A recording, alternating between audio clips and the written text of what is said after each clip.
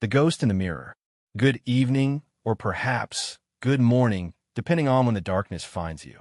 It's Eli Nightfall, here to guide you through another shadowed corridor of the imagination. Tonight, we aren't venturing into a haunted forest or decrepit asylum. No, the terror tonight is much closer to home. It resides in something you likely encounter every single day, perhaps without a second thought. A simple pane of glass, coated with silver. A mirror. We use them to check our appearance, to ensure the face we present to the world is composed, acceptable. But what if the face staring back isn't truly yours? What if the reflection holds its own thoughts, its own malevolent desires?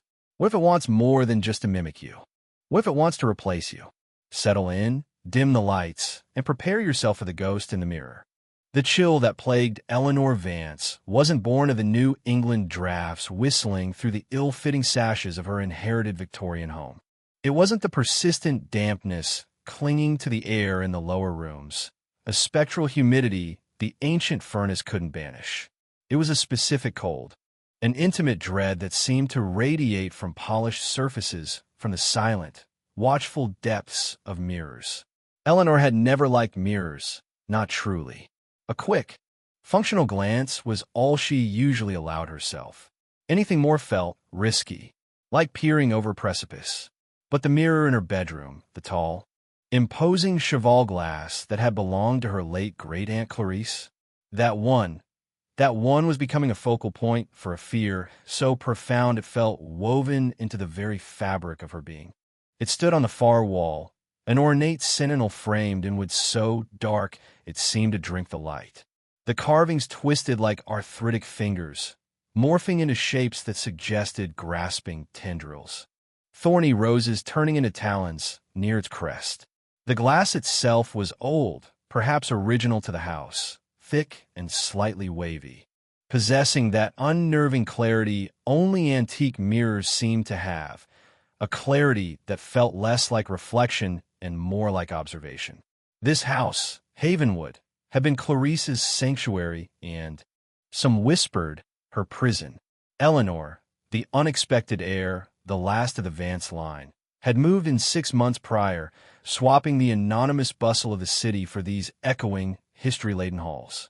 The house felt less like a home and more like a responsibility, heavy with the unspoken eccentricities of generations past. Initially, the cheval glass was just another piece of furniture, oversized, undeniably creepy, but ignorable. Eleanor conducted her morning rituals in the brightly lit bathroom, using the small, practical mirror above the sink. Staring into the bedroom mirror felt indulgent, almost provocative. A lingering childhood superstition whispered that looking too long invited trouble, that something might look back. A silly notion for a pragmatic freelance editor in her 30s. Yet the feeling persisted, a low thrum of anxiety beneath the surface of her quiet, ordered life. The isolation of Havenwood. The endless quiet punctuated only by the sighing wind and the creak of old floorboards should have been conducive to her work. Instead, it seemed to be breeding inconsistencies. It started subtly, easily rationalized away. A flicker of movement caught from the corner of her eye as she walked past the mirror. The unsettling sensation of being watched when her back was turned. Tricks of the light, she told herself. Fatigue from long hours spent hunched over a laptop, untangling convoluted prose. The house settling. Stress manifesting as paranoia. Loneliness painting phantoms onto the canvas of silence. She repeated these rationalizations, clung to them like driftwood as she deliberately averted her gaze from the tall, dark glass. But the anomalies grew bolder, harder to dismiss. One dreary afternoon, the rhythmic patter of rain against the leaded glass windows a monotonous soundtrack to her work, she'd paused, stretching stiff muscles, and her gaze inadvertently landed on the cheval glass. Her reflection stared back. Same auburn hair needing a trim, same tired blue eyes behind reading glasses, same comfortable gray sweater. But the reflected face wasn't just mirroring her fatigue. It held an unnerving alertness, a focused intensity. And then, for a heartbeat that stretched into an eternity. The reflection's lips curved, just slightly, into a smirk. Faint, knowing, almost mocking. It dissolved instantly, leaving Eleanor's own face frozen in disbelief, her heart suddenly battering her ribs. She blinked hard, convinced she'd imagined it. A momentary neurological misfire. An optical illusion caused by the rain-streaked window light. She looked again. Nothing. Just her own startled, pale face. It had to be nothing. But the cracks in her certainty were spreading. A few days later, wrapped in a towel after a shower, she reached up to brush damp hair from her forehead. In the mirror, the reflected hand moved a fraction of a second before hers. A tiny, almost imperceptible lead, but it sent a shock wave of pure, icy fear through her system. She froze, her own hand hovering midair. The figure in the glass remained perfectly still, its expression blank, watchful. Waiting. Eleanor snatched her robe and fled the room, the skin on her back crawling with imagined fingertips. She forced herself to work downstairs that day, the parlor's chill preferable to the watchful presence upstairs. She only returned to the bedroom after nightfall, turning on every single light, bathing the room in a harsh, artificial glare that did little to dispel the shadows lurking in the corners of her mind. Sleep offered no escape, becoming a landscape of fragmented nightmares that evaporated upon waking, leaving behind only a heavy residue of anxiety. The distortions began seeping into other reflections. A passing glance in a darkened shop window downtown seemed to show her face twisting into a momentary, grotesque sneer. The polished chrome of the toaster oven reflected a fleeting movement behind her shoulder when she knew, absolutely knew, she was alone. Was this it? Was she finally succumbing to the isolation? The oppressive atmosphere of the ancestral home? Was the legacy of Great-Aunt Clarice's eccentricity manifesting in her? The thought of calling someone, her friend Maya perhaps, died before it formed. How could she articulate this creeping dread without sounding utterly unhinged? Hey Maya, pretty sure my reflection is gaslighting me. No, this was something she had to confront alone, fueled by desperation and 2 unsteadying glasses of Chardonnay. She marched back into her bedroom that evening. Lamplight from the hall spilled into the room, casting long, dancing shadows. She took a shaky breath and planted herself before the cheval glass, forcing herself to meet its gaze. Her reflection stared back, identical in every detail. Same anxious furrow between her brows, same faint flush on her cheeks from the wine. She tentatively raised her right hand. The reflection raised its left. She tilted her head. The reflection mirrored the motion flawlessly. A wave of relief, so intense it almost buckled her knees, washed over her. See? She thought. It was nothing. Stress. Imagination. She was turning away, a self-deprecating flush rising on her neck, when her eyes locked with the reflections one last time. And she saw it. Buried deep within the familiar blue irises, behind the perfectly mimicked anxiety, lurked something else. Something ancient, aware, and utterly devoid of warmth. As Eleanor stood rooted to the spot, a cold dread coiling in her stomach, one corner of the reflection's mouth hitched upward in that same, subtle, knowing smirk. It wasn't a trick of the light this time. It wasn't her imagination. The smirk held. It acknowledged her. It knew she'd seen it. It knew she understood. The game wasn't in her head. The game was real, and the entity residing within the glass, wearing her face like a mask, had just made its first move. The chill deepened, settling into her marrow, a terrifying certainty crystallizing in her mind. The woman in the mirror was not her. It was waiting, and it wanted what she had. Life.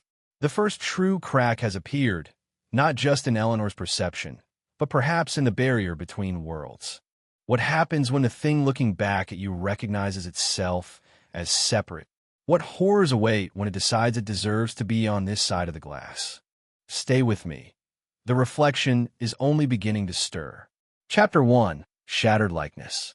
The air in the bedroom thickened, growing heavy and cold around Eleanor as she stared, transfixed, at the lingering smirk on the reflection's face. It wasn't just a brief muscle spasm, not a trick of the light playing across the antique glass. It was deliberate, conscious, a silent declaration of awareness that sent tendrils of ice slithering down her spine. Her breath hitched in her throat, trapped behind a sudden knot of terror. She wanted to scream, to run, to smash the offending glass into 1,000 glittering shards. But her feet felt nailed to the floorboards, her limbs infused with lead. The woman in the mirror, the thing wearing her face, held her captive with nothing more than its steady, knowing gaze and that chilling, predatory curve of the lips.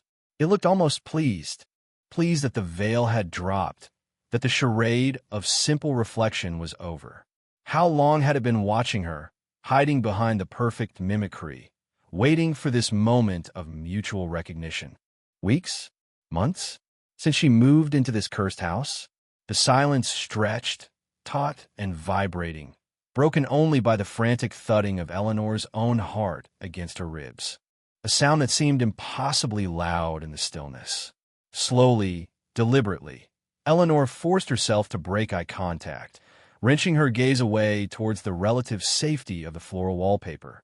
Her chest heaving, she backed away numbly, step by careful step, never turning her back completely on the mirror until she reached the doorway. Only then did she pivot and flee, stumbling down the dimly lit hallway. The image of that smirk burned onto the inside of her eyelids.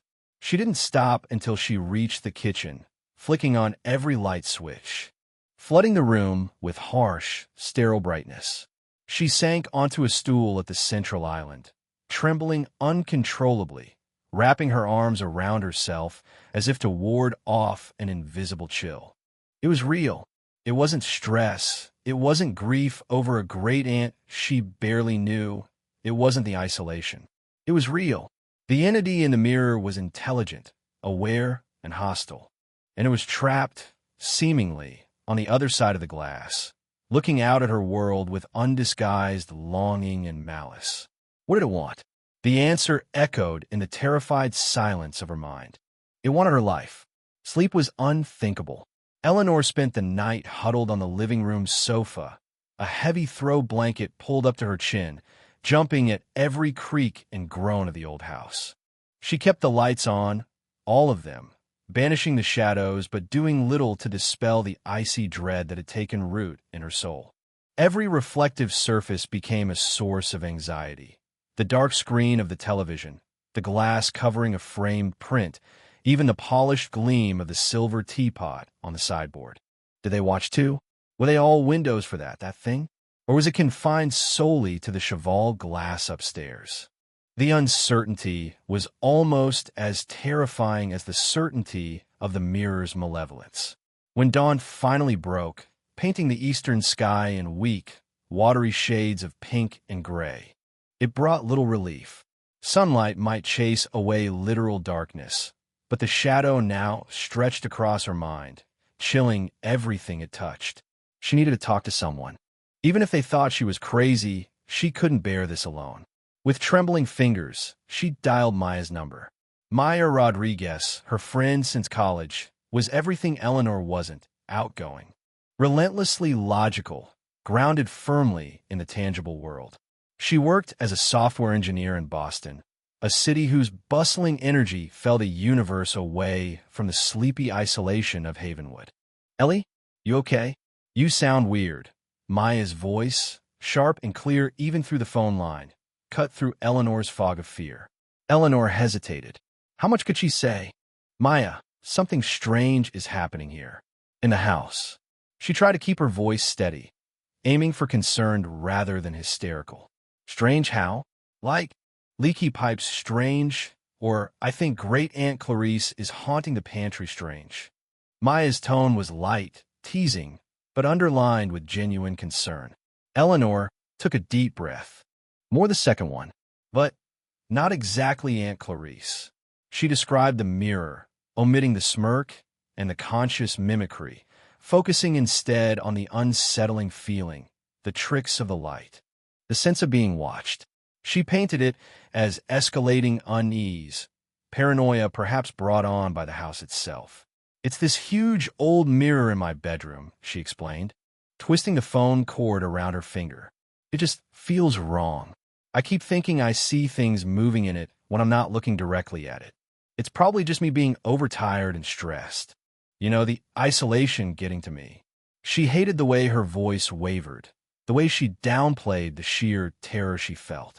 "Ellie," Maya said, her voice softening, "this house sounds like it's getting into your head. It was a big move, and maybe being alone in such a big, old place isn't doing you any favors. Have you thought about getting out more? Or maybe talking to someone professionally?" There it was, the gentle suggestion of therapy. Eleanor couldn't blame her, based on the heavily edited version she'd provided. It was the logical conclusion. "Maybe," Eleanor murmured noncommittally. "Listen, maybe cover the mirror for a while. If it's freaking you out, just throw a sheet over it. Out of sight, out of mind. Right?" Maya suggested practically. Yeah, maybe I'll do that," Eleanor agreed, latching onto the simple, actionable advice. It felt blessedly normal. Covering the mirror. Why hadn't she thought of that? After ending the call with reassurances she didn't feel, Eleanor felt a sliver of determination return. Maya was right. Covering it was the first step. Steeling herself, she went back upstairs, deliberately avoiding the master bedroom.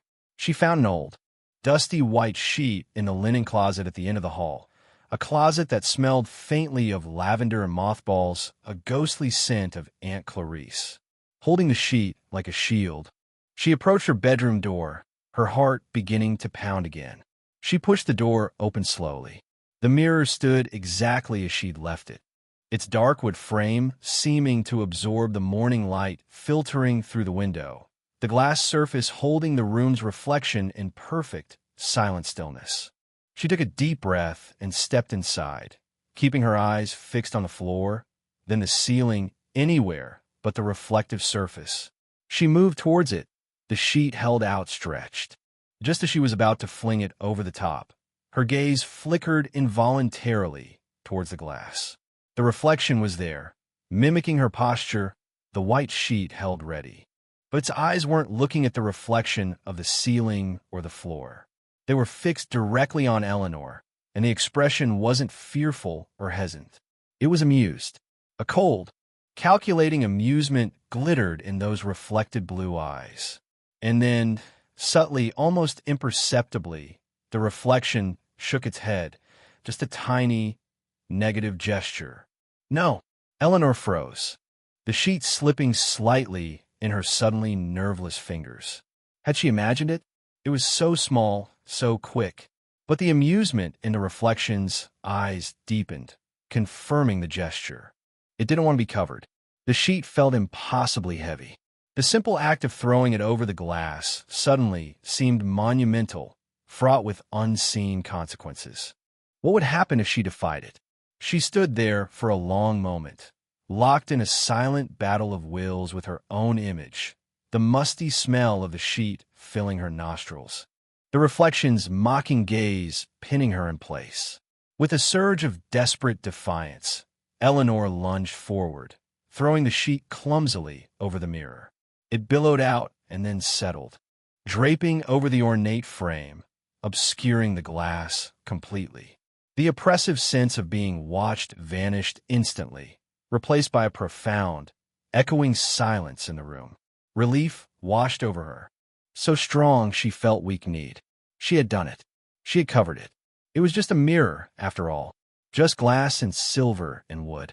She backed out of the room, pulling the door shut firmly behind her, leaning against it in the hallway, breathing heavily. The sheet was a flimsy barrier, she knew, but for now, it felt like a victory. The victory, however, was short-lived. Later that day, needing to retrieve a file from her bedroom desk, Eleanor cautiously opened the door. The sheet was still firmly in place over the mirror, a shapeless white shroud against the far wall. But the atmosphere in the room had changed. The air felt static, charged, like the moments before a thunderstorm breaks. A low, Almost subsonic hum seemed to vibrate through the floorboards, a feeling more than a sound. Eleanor ignored it, telling herself it was the house's old wiring or the wind picking up outside. She quickly grabbed her folder from the desk, her skin prickling, eager to leave. As she turned to go, her eyes were drawn back to the shrouded mirror. She slammed the door shut, her breath coming in ragged gasps. Covering it wasn't enough. It wasn't going to be that easy. The thing in the mirror was trapped, perhaps, but it wasn't powerless. And it was clearly displeased. That night, sleep was impossible. The low hum seemed louder, more insistent, permeating the entire house. Eleanor found herself drawn to the history of the house, of the mirror. Maybe understanding where it came from, who Aunt Clarice really was, could offer some clue, some defense. Using her laptop on the relative safety of the kitchen island, she began searching online archives, local Havenwood historical societies, anything she could find about the Vance family home and its previous occupants.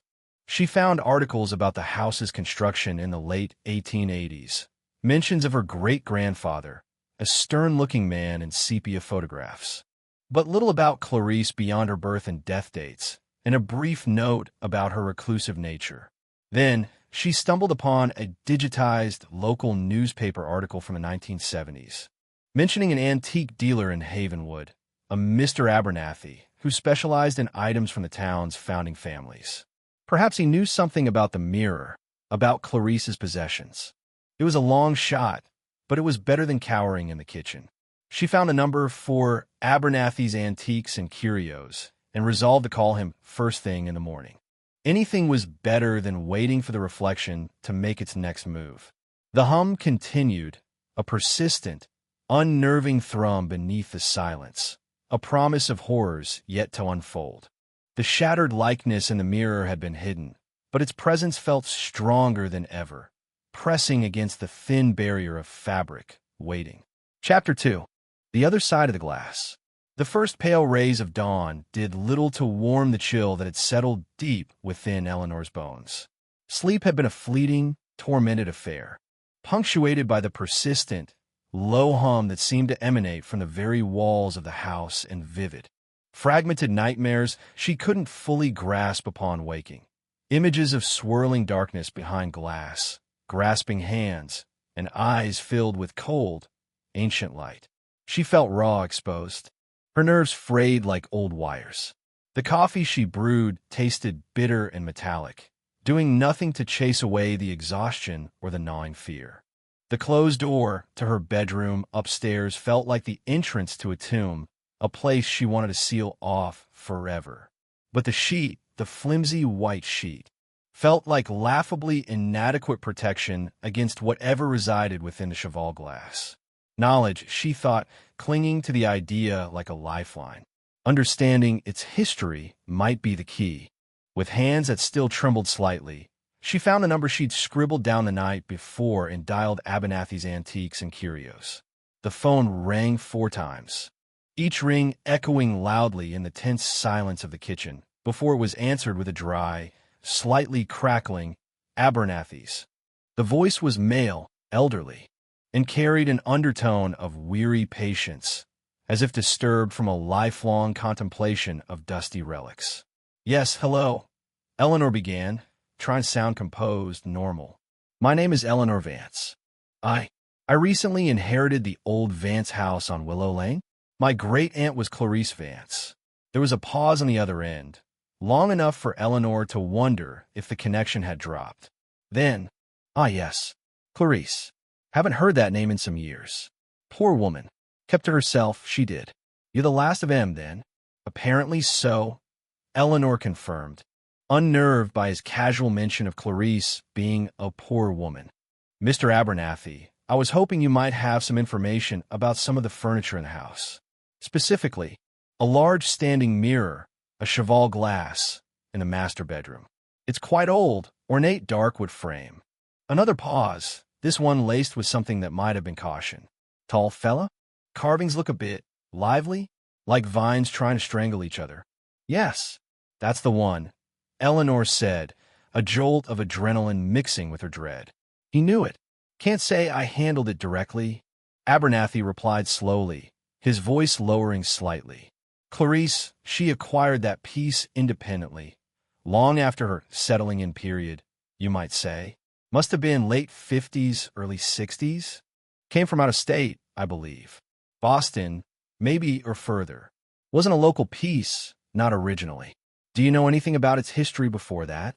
Eleanor pressed, gripping the phone tighter. Rumors, Abernathy said, his voice turning dismissive, yet with a strange edge. Always rumors round old things, Miss Vance. Especially things that seem to watch you back.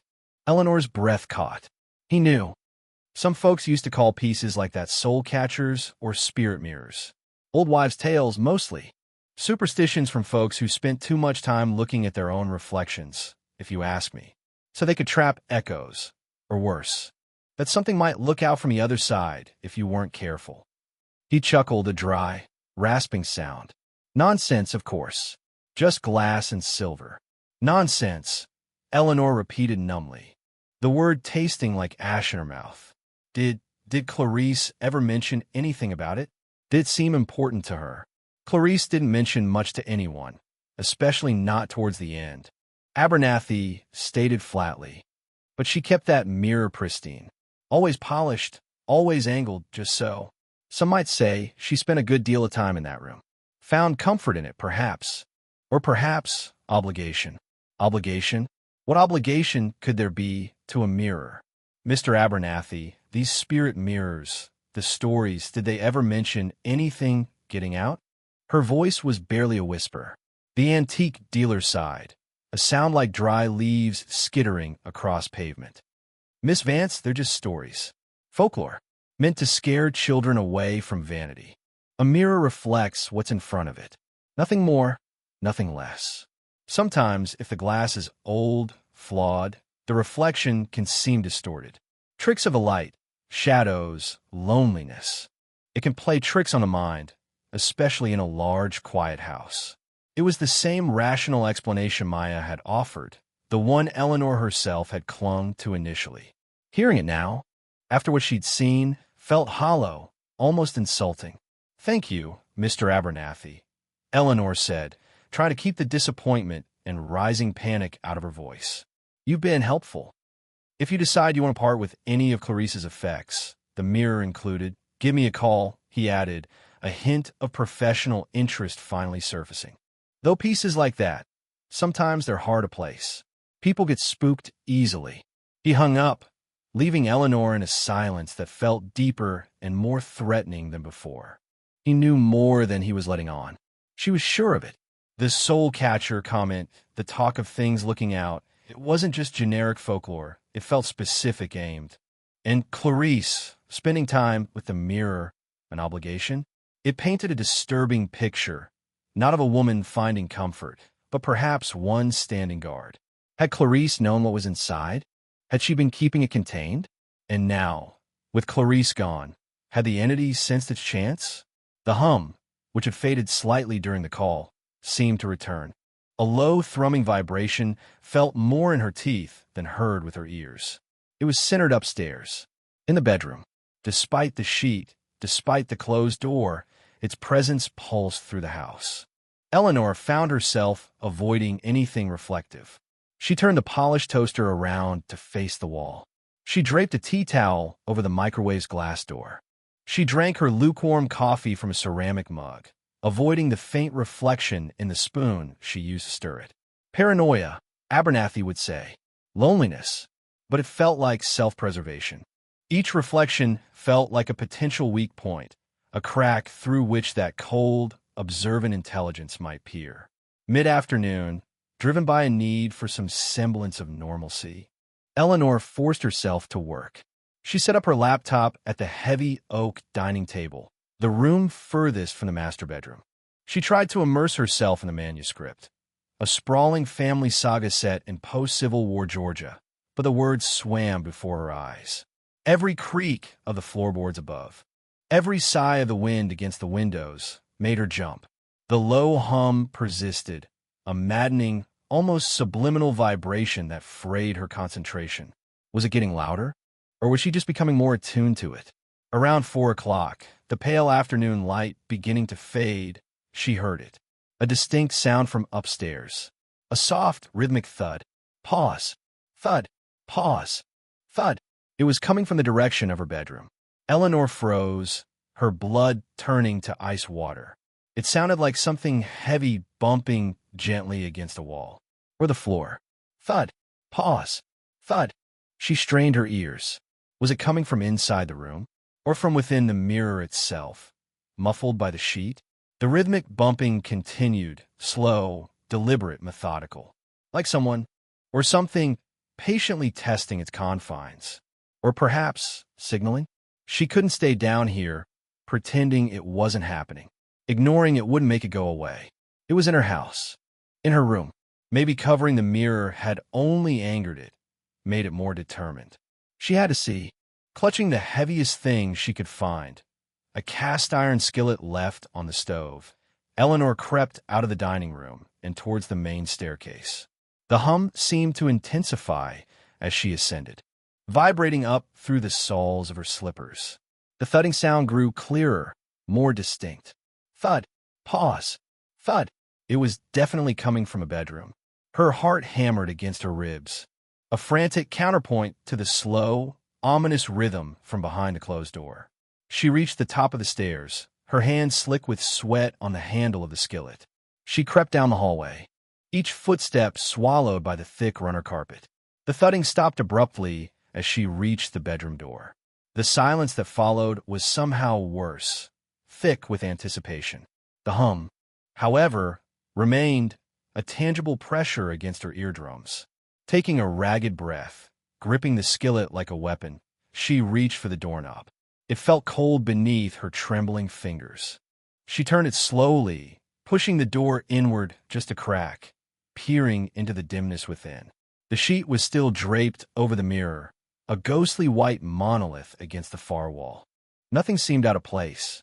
The room was still, silent, save for that pervasive, unnerving hum. Had she imagined the sound? Was the stress finally making her hallucinate?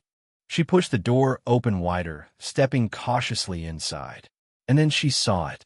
On the floor, directly in front of the shrouded mirror, lay the heavy, leather-bound volume of Shakespearean tragedies she normally kept on her nightstand. It hadn't been there when she covered the mirror. It hadn't been there when she retrieved her file earlier. It lay open, spine up, as if it had fallen, but there was nothing near it that could have knocked it over. It rested perhaps 3 feet from the nightstand, positioned almost perfectly centered before the hidden glass, as if it had been placed there, or thrown. The thudding sound hadn't been imaginary. Something inside the room, or something influencing the room from the other side of the glass, had moved the book. The entity wasn't just watching anymore. It wasn't just making its presence felt through subtle hums and tugged sheets. It was interacting with the physical world. The barrier was weakening. The other side of the glass was reaching out. Eleanor stared at the fallen book, the heavy skillet suddenly feeling inadequate, almost absurd, against this insidious, unseen force. The sheer impossibility of it, the solid weight of the Shakespearean tragedies inexplicably moved from the nightstand to this precise spot, sent a fresh wave of nausea roiling through her. It wasn't just in the mirror anymore. It was acting upon the room. The sheet, her flimsy attempt at control, meant nothing. Perhaps it had even trapped the entity's focus here, forcing it to exert its will more forcefully within these 4 walls. The persistent hum seemed to coalesce around the shrouded mirror, a low, resonant thrum that felt like pressure building behind her eyes. She could almost feel the entity's frustration, its malevolent energy radiating outwards, warping the very air around the glass. She edged closer, her slippers whispering against the wooden floor, the skillet held defensively before her. She stopped a few feet from the book, scanning the room again. Nothing else seemed disturbed. The heavy curtains were still drawn against the fading afternoon light. The wardrobe stood closed. The dressing table, cluttered with her everyday items, remained untouched. Only the book, lying violated on the floor, a silent testament to the intrusion. What was the significance? Why this book? She knelt cautiously, keeping her eyes darting towards the shrouded mirror, half expecting the sheet to fly off or a hand to emerge. She reached out a trembling hand and touched the book's cover. It felt normal, just old leather, slightly cool to the touch. It lay open near the middle, pages slightly crumpled from the fall. Hamlet, the famous to be or not to be soliloquy, was visible on the right-hand page. Was it random? Or a message? A contemplation of existence from a being trapped between worlds? Or worse, a threat? The ambiguity was terrifying. She quickly closed the book, the snap of the pages echoing unnaturally loud in the charged silence. She picked it up. It felt heavy, solid, real, and placed it back firmly on the nightstand, her hand lingering on it for a moment, as if daring the unseen force to move it again. Straightening up, she faced the covered mirror. The white sheet hung impassively, revealing nothing of the power contained behind it. Yet, the air around it felt distinctly colder, a localized chill that raised goosebumps on her arms despite the warmth of the house's heating system. The hum intensified as she drew nearer, vibrating not just in her ears, but seemingly in the fillings of her teeth. It was a physical presence now, pushing against her senses. She reached out a hand, hesitating just inches from the fabric. What would happen if she touched it? Would she feel something on the other side? A jolt of energy? Or worse, the phantom pressure of a hand reaching back, taking another shaky breath.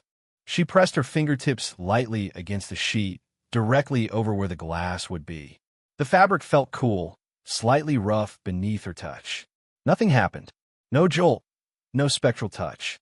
Just the heavy, oppressive silence and the bone-deep, thrumming vibration. But as she held her hand there, she sensed it, a feeling of immense, coiled pressure behind the glass. Like leaning against a dam that was beginning to crack, holding back an ocean of unseen energy. It was pushing, testing, constantly seeking a way through. The sheet wasn't a barrier. It was merely a blindfold, hiding the relentless efforts of the prisoner within. She snatched her hand back, a gasp escaping her lips. Suddenly, a faint scent reached her nostrils, cutting through the usual faint dustiness of the room. It was subtle, almost imperceptible, but deeply unsettling. The smell of ozone, like the air after a nearby lightning strike. Mixed with something else, something vaguely metallic, like old pennies or dry blood. It seemed to emanate from the mirror itself, seeping through the sheet. It was the smell of wrongness, of something unnatural impinging on the world. Eleanor backed away further, her eyes wide, scanning the shadows pooling in the corners of the room as dusk began to truly settle outside. Were the shadows deeper near the mirror? Were they subtly shifting, coalescing? Or was her fear painting monsters onto the dimming canvas of the room? She couldn't trust her own senses anymore.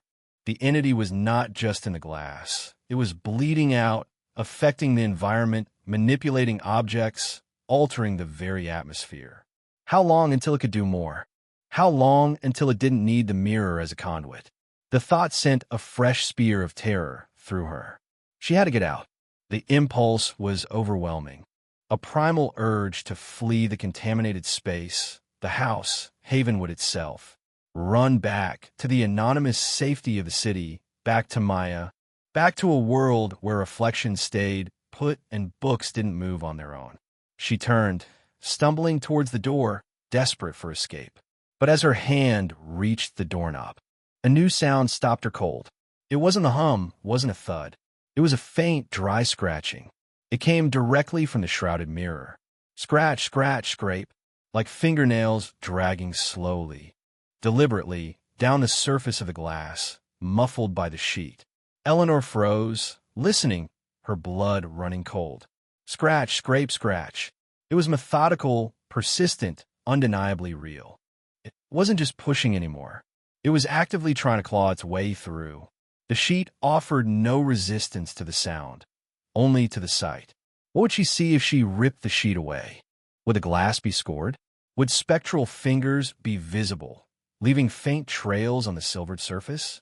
The scratching continued, a sound that grated on her nerves, conjuring images of desperate, trapped things trying to break free. It was a sound that spoke of patience, of unending determination. It wouldn't stop, not until it was out. Flight seemed futile now. Where'd she go? If this thing was tied to the mirror, perhaps destroying the mirror was the only answer. Smash the glass, break the connection, destroy the prison. But Abernathy's words echoed in her mind. Soul catcher, spirit mirror. What happened if you broke something designed to hold a spirit? Did you release it? Did you shatter its prison only to set it free upon the world, untethered and potentially even more powerful?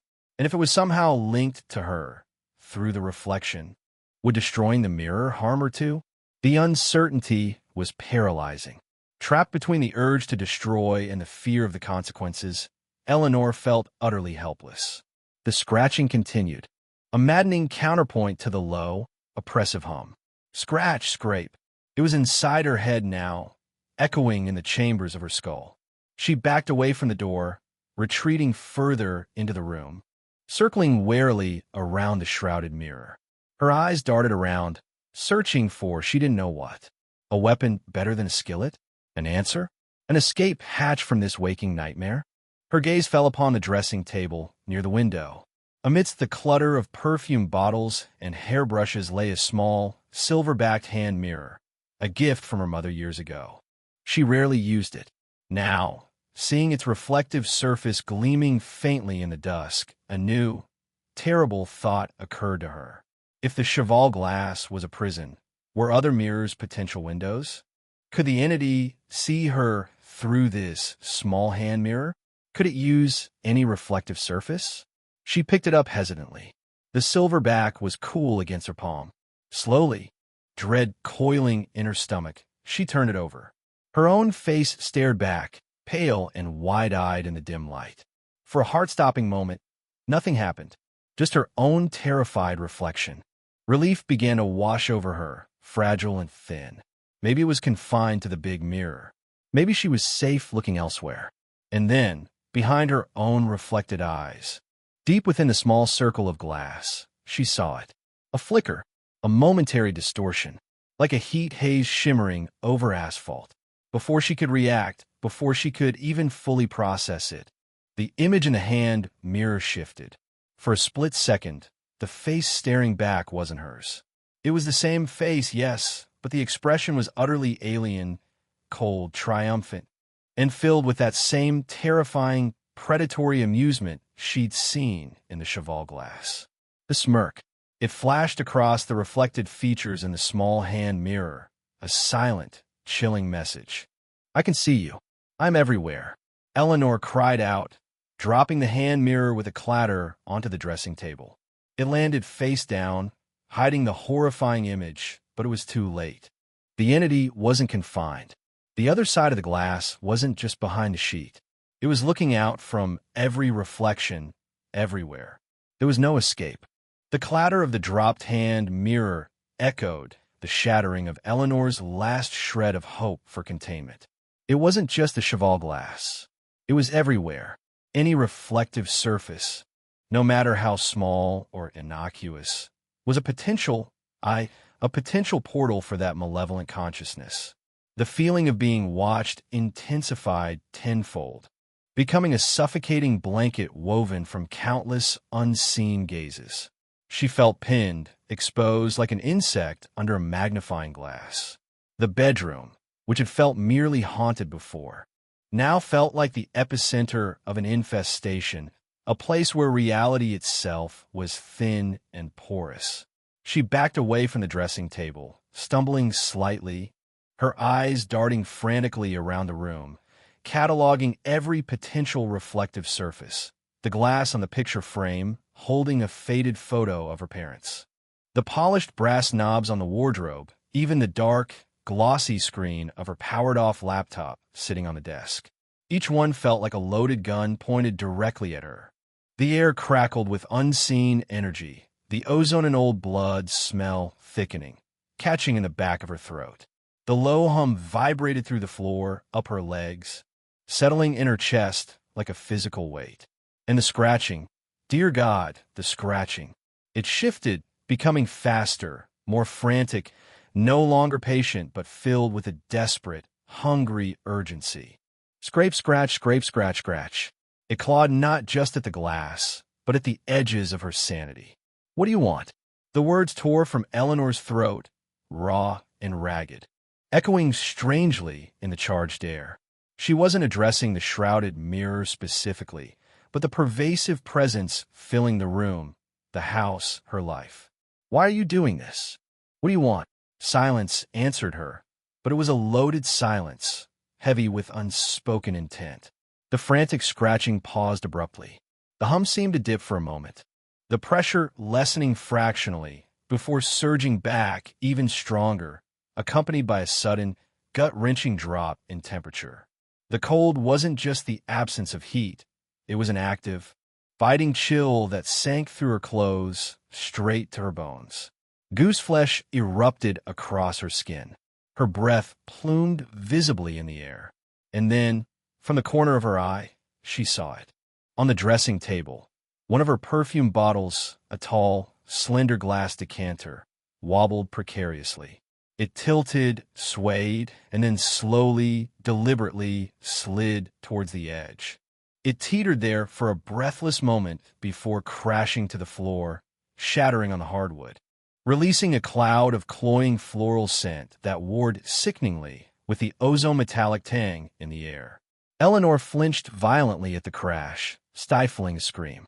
It hadn't just fallen. It had been pushed. A deliberate act of communication? A display of power? A petty act of malice? Whatever the intent, the message was clear. I am here. I can touch your world. I can break your things. Soon, perhaps, I can break you. The sheer malevolence of it, the calculated destruction of something so mundane, solidified a desperate resolve within Eleanor. Flight was impossible. Ignoring it was impossible. Direct confrontation seemed suicidal. Smashing the mirror felt like playing Russian roulette with potentially cosmic stakes. That left only one path. Understanding. Abernathy's words about Clarice, the obligation, the time spent with the mirror. Clarice must have known. She must have dealt with this thing, perhaps for decades. And if she dealt with it, maybe she left some record, some clue, some weapon. A journal. Notes. Anything. The thought propelled Eleanor out of her frozen terror. She had to search Clarice's belongings. The previous owner had left much behind. Boxes stored in the attic, furniture filled with forgotten trinkets, books lining shelves in the study downstairs. Clarice, the recluse, the eccentric. Maybe her isolation wasn't just preference. Maybe it was quarantine. Maybe she was the mirror's keeper. Eleanor forced herself to move, skirting wide around the shrouded mirror, ignoring the renewed, slower scrape that started up again as if acknowledging her decision. She ignored the perfume and ozone stench, the biting cold. She pulled open the bedroom door and hurried out into the relative normalcy of the hallway, though even here the air felt colder than usual. The hum of faint but persistent vibration underfoot. Where would Clarice keep something important, something secret? The study seemed the most likely place. It was downstairs, filled with bookshelves and a large, imposing mahogany desk. She practically ran down the stairs, the cast-iron skillet now forgotten in the haunted bedroom.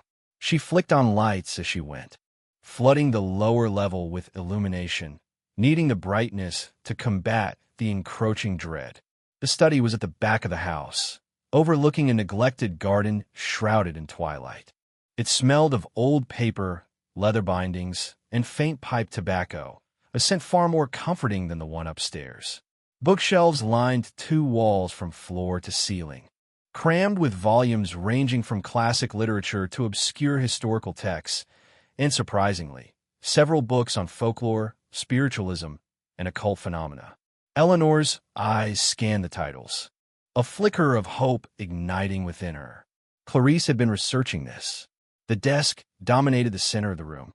It was large, solid, with numerous drawers. Eleanor started there, pulling them open one by one. Most contained mundane items: old stationery, dried-up ink pots, paper clips, receipt bundles tied with faded ribbon.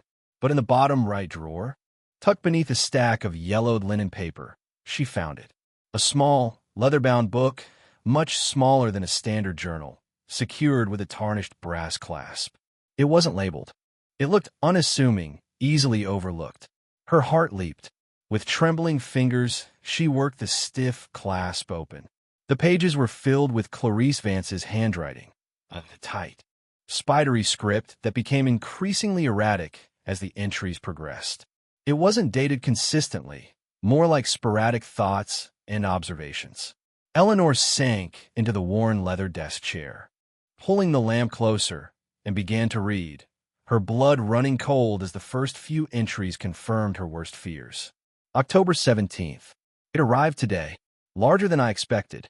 The dealer assured me of its provenance, said it needed a quiet home. The reflections are startlingly clear. Too clear? November 3rd. The feeling persists. Of being watched, not by eyes in the room, but from the glass. Dismissed it as fancy before.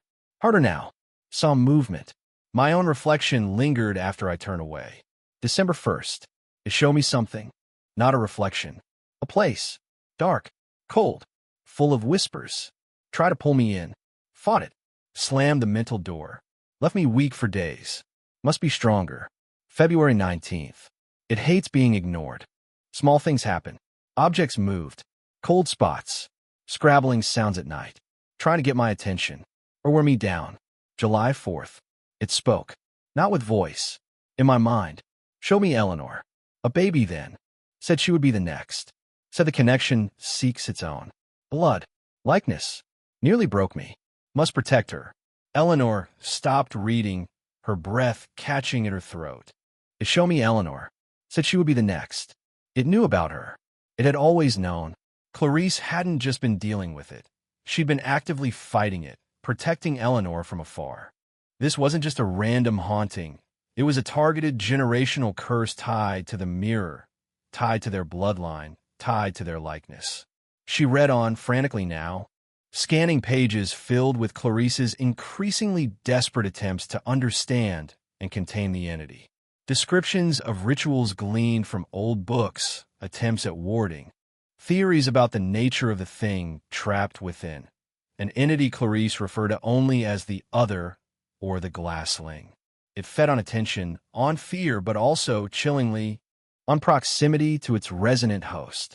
Clarice believed it wanted to swap places, to push the host's consciousness into the mirror world while it escaped into the physical.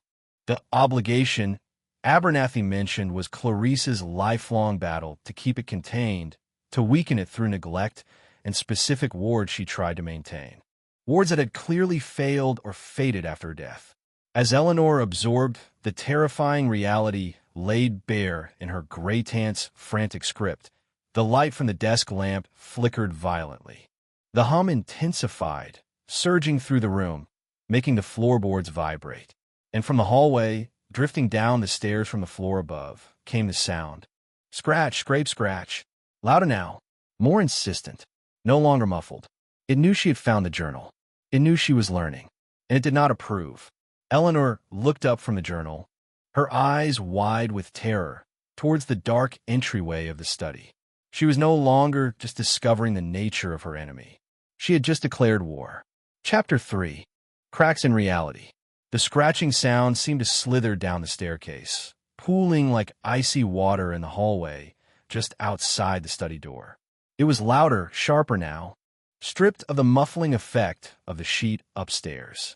It wasn't just fingernails on glass anymore. It sounded like claws, sharp and insistent, scraping against wood, against plaster, against the very bones of the house.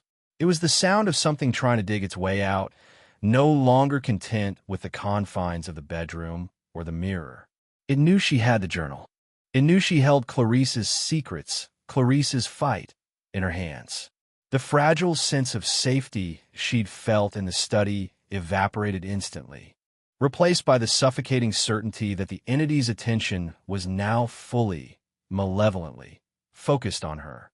Her eyes flew back to the cramped, frantic script in the journal, desperately scanning the pages for anything immediately useful, anything Clarice had found effective. The desk lamp flickered again, casting the room in strobing shadows, making the words dance before her eyes. Words derived from Agrippa, ineffective long-term. Requires constant renewal of intent. Salt lines permeable if the will falters. Iron seems to cause discomfort, disruption. Cannot touch cold iron directly. Unconfirmed. Avoidance of direct gaze paramount. It feeds on recognition, on the energy exchanged in the look. Mirrors are conduits, but the primary vessel is the cheval. Destroying lesser reflections achieves nothing. May even anger it. So, the hand mirror incident wasn't just a display. It was standard operating procedure. Her fear, her recognition, had likely fed it. And Clarice had tried wards, salt, iron, but nothing seemed permanent. The key, again and again, seemed to be will. Mental fortitude, ignoring it, starving it of the attention it craved. But how could she ignore the frantic clawing just outside the door, the palpable cold stealing the warmth from her body, the light spasming overhead? The scratching intensified, moving closer, scraping against the sturdy oak panel of the study door itself. Scrape, scrape, scrape, claw. Eleanor flinched, pressing herself back into the leather chair, her knuckles white where she gripped the edges of the journal. The hum deepened into a low, guttural growl that vibrated through the heavy desk, making the loose papers on its surface tremble. A row of books on the nearest shelf rattled violently, and one, a slim volume on local Havenwood history, tumbled to the floor with a heavy thud. The entity was here, not just watching through reflections, not just influencing things upstairs. It was here, pressing against the physical barrier of the door, projecting its power into the room. The cold deepened further, leaching the heat from the air until Eleanor could see her breath misting in the flickering lamplight. The metallic tang of ozone and old blood was thick, acrid. She frantically turned another page in the journal. Clarice's writing was almost illegible here, looping and distorted, as if written under extreme duress. It showed me the other place again. The labyrinth of reflections. Cold, endless, full of echoes, lost souls? Or just facets of itself? Try to show me father, mother, using their images against me. Resist. It lies. It is the lie. The image is the trap. Below this, a hastily sketched symbol drawn with a shaky hand. A circle containing an eye, with 3 diagonal lines slashed through the pupil. Beside it, Clarice had written, "Symbol of aversion," seen in fragmented text. Hold in mind when looking, or draw on glass. Unclear. Dangerous to provoke. The scratching stopped. Abruptly. The sudden silence was deafening, terrifying. The hum remained a low, predatory thrum, but the active, clawing sound ceased. Eleanor held her breath, listening. What now? Had it given up? Or is it changing tactics? A floorboard creaked in the hallway, just outside the door. A slow, deliberate sound, like someone taking a single step. Then another. Pacing? Waiting? Fear coiled tighter in Eleanor's stomach, cold and sharp. Clarice fought this thing for decades. She grew old fighting it. She became a recluse fighting it. And ultimately she died, leaving the mirror, the entity, the curse, to Eleanor. The resonant host. The blood connection. Was that why it showed Clarice Eleanor as a baby? Because the connection was already there. A dormant link waiting for proximity, for recognition, to activate? Clarice had tried to protect her by staying away, perhaps by focusing the entity's attention solely on herself. But now Eleanor was here, in the house, staring into the mirror, acknowledging its presence. The connection was live. She looked at the symbol Clarice had drawn, the slashed eye within the circle. Symbol of aversion. Dangerous to provoke? Everything felt dangerous now. Doing nothing felt dangerous. Staying barricaded in the study felt like waiting for the inevitable. Maybe Clarice was wrong. Maybe provoking it, challenging it directly, was the only way. But how? Draw the symbol? Where? On the study door? On her own skin? Or on the mirror itself? The floorboard outside creaked again. Closer this time, almost directly in front of the door. Eleanor's eyes darted to the doorknob. It was an old, ornate brass knob, polished smooth by years of use. As she watched, horrified, she saw it begin to turn. Slowly, deliberately. From the outside, panic seized her. It could manipulate objects. It could open doors. The flimsy wooden barrier wouldn't hold it back if it truly wanted to enter. She scrambled back from the desk, shoving the journal into the deep pocket of her cardigan. Her eyes locked on the turning knob. The latch clicked. The door began to swing inward, opening onto the darkness of the hallway. There was nothing there, just the dim, empty hallway. The runner carpet leading towards the stairs. The air that wafted and was unnaturally cold, carrying the faint scent of decay and ozone. But no figure stood there. No monstrous form, just absence. An absence that felt more terrifying than any visible threat. Had it opened the door just to show her it could? To prove the futility of hiding? Or was it inviting her out? She stood frozen, halfway between the desk and the now open door, her heart pounding a frantic rhythm against her ribs. The hum seemed to emanate from the open doorway now, a low throb pulling at her, beckoning her towards the stairs, towards the source, towards the bedroom, towards a mirror. Clarice's words echoed in her mind, avoidance of direct gaze paramount. It feeds on recognition. But hiding hadn't worked. Ignoring it hadn't worked. Covering the mirror hadn't worked. It was escalating, forcing a confrontation. Maybe the only way was through, armed with the journal, with the symbol of aversion. Maybe she could face it. Maybe she could break the connection Clarice had died trying to maintain.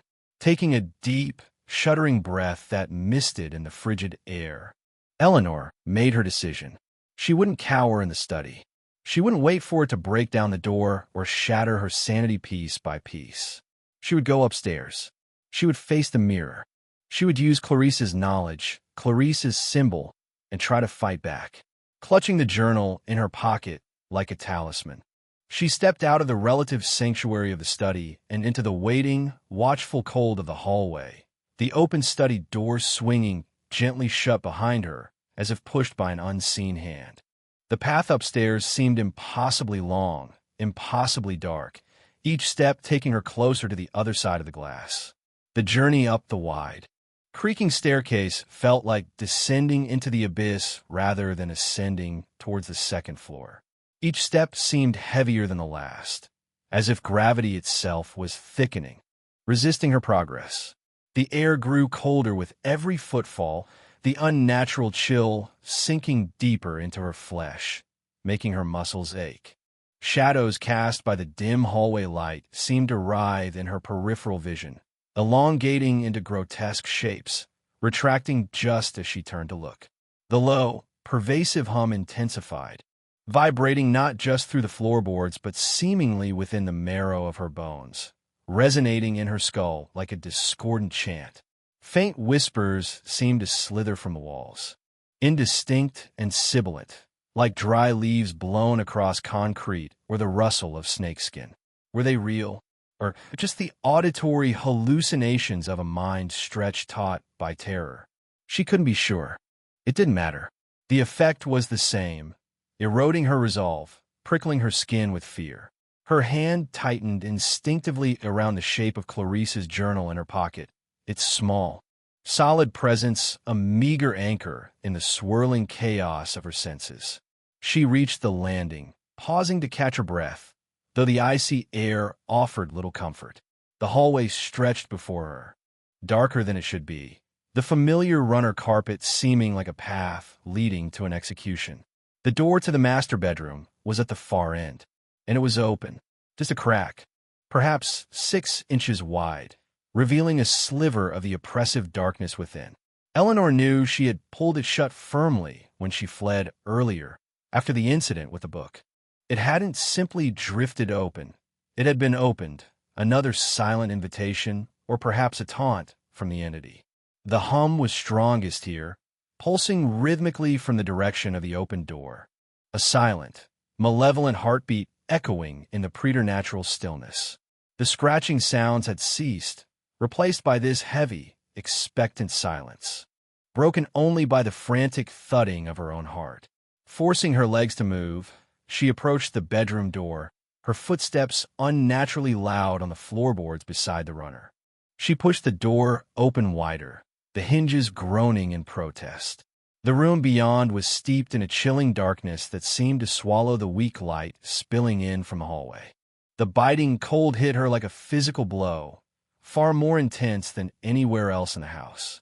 The air was thick with the acrid tang of ozone and something else.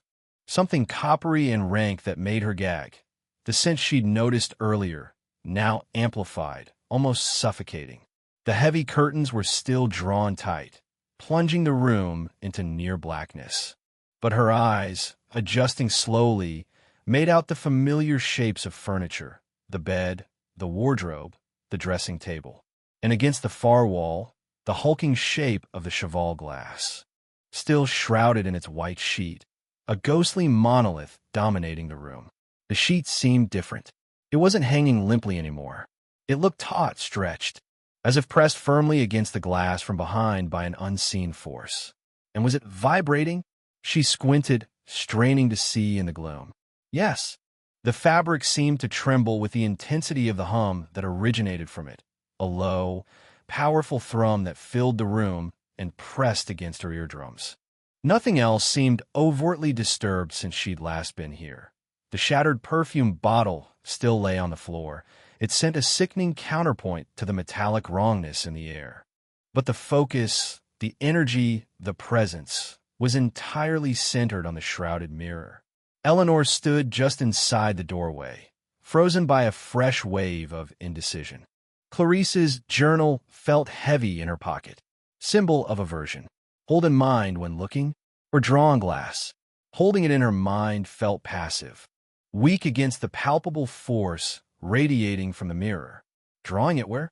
On the vibrating sheet? It felt too indirect. On the floor? Would that create a barrier, or just mock her efforts? The most direct, the most confrontational act would be to draw it on the glass itself, to impose the symbol directly onto the entity's window, onto its prison. But that meant removing the sheet. It meant looking.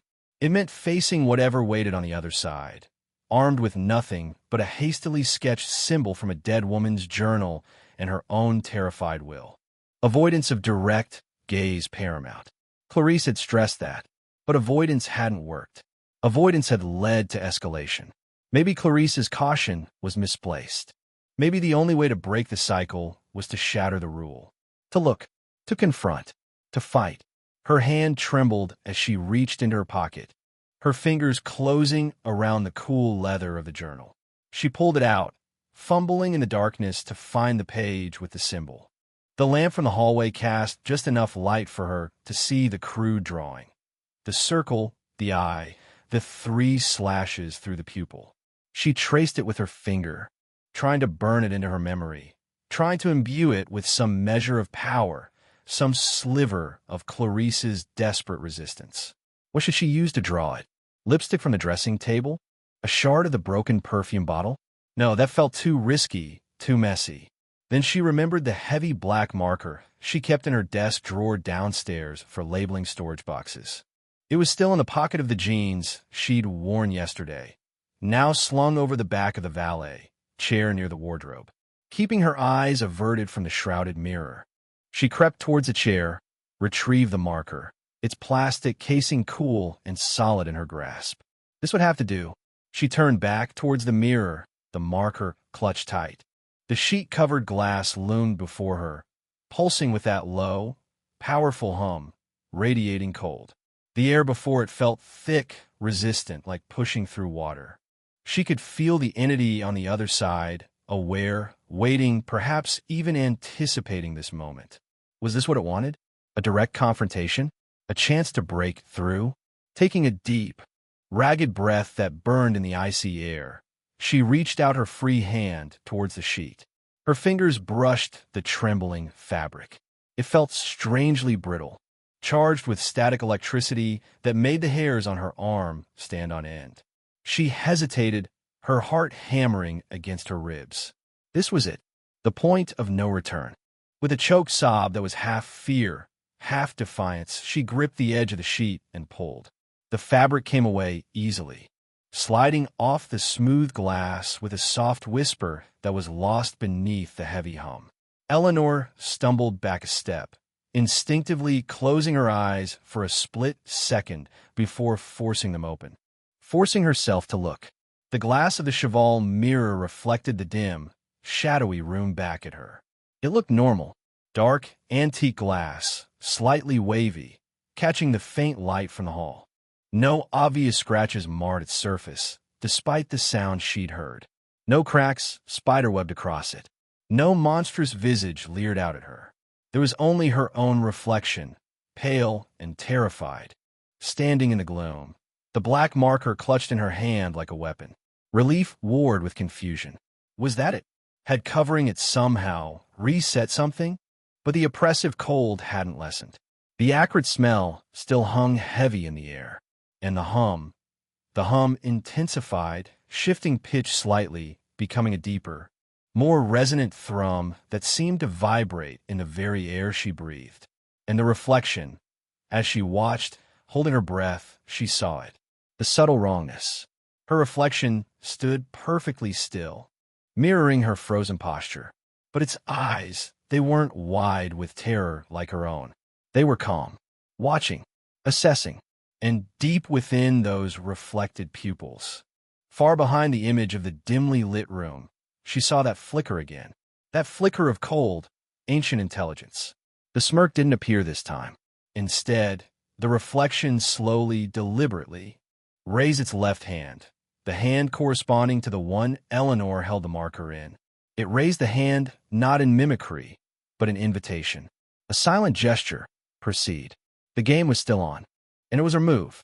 The reflection's silent invitation, the chillingly calm hand raised in mocking permission, sent a wave of nausea through Eleanor. This wasn't just passive observation anymore. It was active engagement, a goading challenge. It wanted her to draw the symbol. Why? Did it believe the symbol was useless? Or was this part of a larger trap, luring her into an action that would somehow strengthen the entity or weaken the barrier further? Clarice's warning, dangerous to provoke, screamed in her mind. Yet, inaction felt like a slower, more agonizing surrender. The entity was already interacting with her world, moving objects, manipulating the environment, clawing its way out. Passivity hadn't worked. Maybe direct defiance, using the only potential weapon she had, was the only option left, however slim the chance, however great the risk.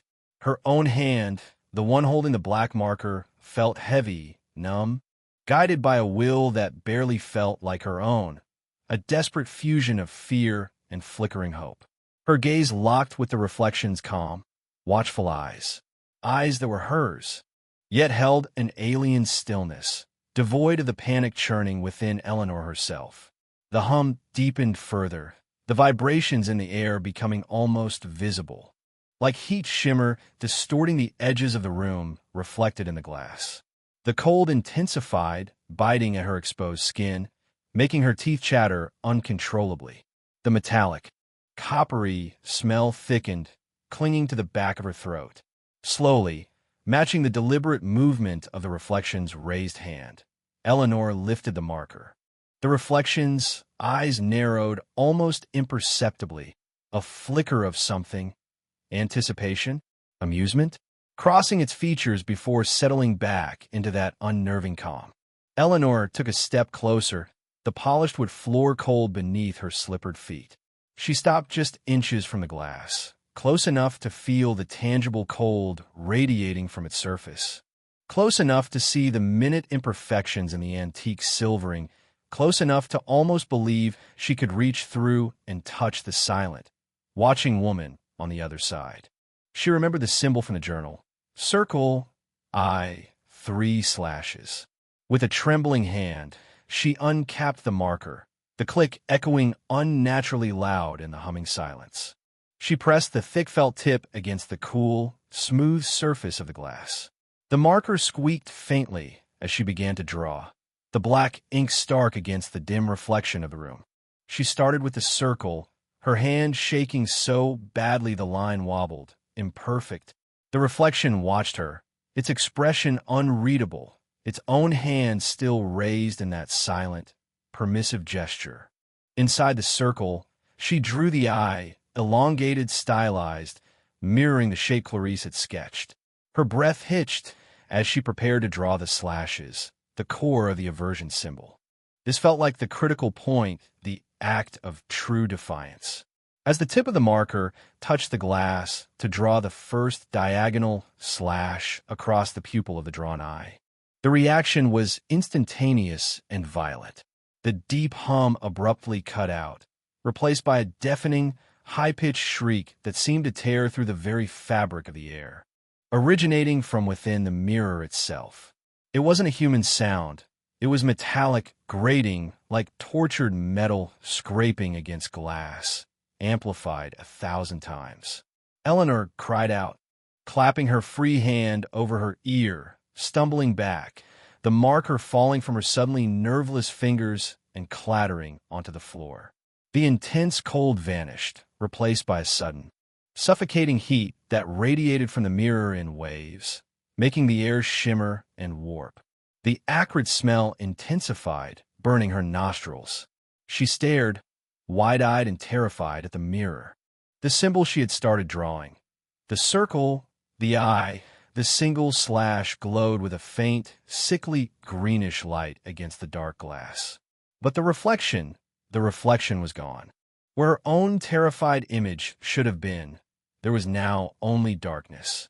Not just the darkness of the unlit room, but a deeper, more profound blackness, swirling and opaque, like looking into a pool of churning ink. The surface of the glass itself seemed to ripple, distorting the reflected edges of the room into grotesque, melting shapes. The shrieking sound intensified, drilling into her skull, vibrating through her teeth, making her vision swim. And then, from the depths of the swirling blackness within the mirror, something began to emerge. 2 points of light ignited in the center of the vortex, small at first, then rapidly intensifying. They weren't warm or inviting. They were points of cold, dead light, the color of phosphorus burning in stagnant water. They fixed upon her, radiating pure, unadulterated malice. These were the eyes of the entity, stripped bare of the comforting illusion of her own face. This was the glassling, the other revealed. The shrieking reached an unbearable crescendo, and the surface of the mirror bulged outwards. The antique glass groaning under immense pressure, as if something was physically trying to push its way through from the other side. Cracks began to spiderweb across the surface, originating from the points where the glowing eyes burned, spreading outwards with terrifying speed. The symbol she had drawn pulsed erratically, the greenish light flickering like a dying star against the encroaching fractures. Had she angered it? Had she broken something fundamental?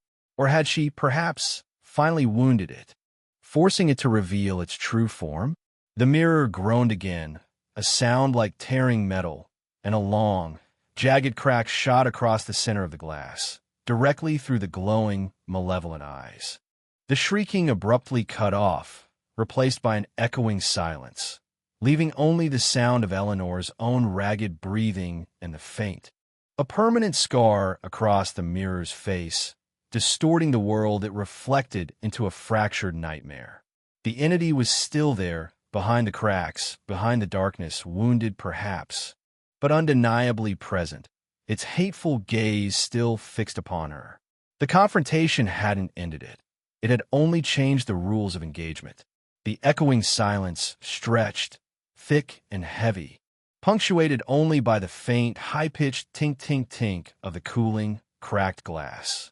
Eleanor stood rooted to the spot, her hands still half raised from where she'd dropped the marker, her ears ringing from the unearthly shriek.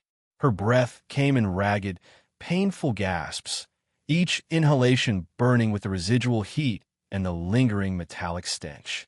She stared at the mirror, at the jagged network of cracks marring its surface like frozen lightning, converging on the area where the malevolent eyes had burned. The sickly green glow of the half-finished symbol had faded, leaving only the stark black ink of the circle and the single defiant slash against the fractured glass. The swirling blackness behind the cracks seemed to have retreated slightly, no longer a churning vortex, but a deep, still void, yet the feeling of being watched hadn't lessened.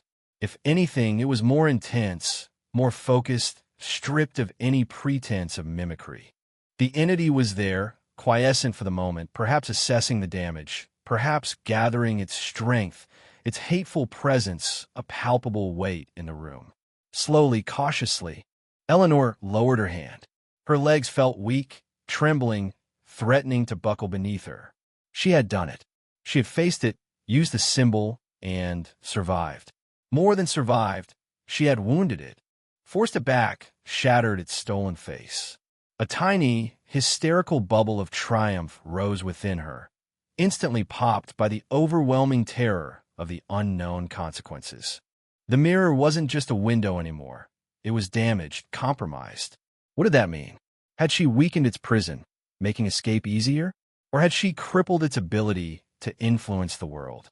The silence from the mirror offered no answers, only a heavy, ominous waiting. She took a tentative step forward, her eyes glued to the fractured surface. The cracks distorted the reflection of the room into a chaotic mosaic. Bits of the wardrobe, slices of the bed, fragments of the drawn curtains appeared multiplied, disjointed, like looking through the compound eye of an insect. And weaving through the reflected fragments of reality was the underlying darkness, the void visible behind the cracks. A constant reminder of the otherness lurking just beyond the silver glass. Looking into it felt dizzying, nauseating, like reality itself was fractured, unstable.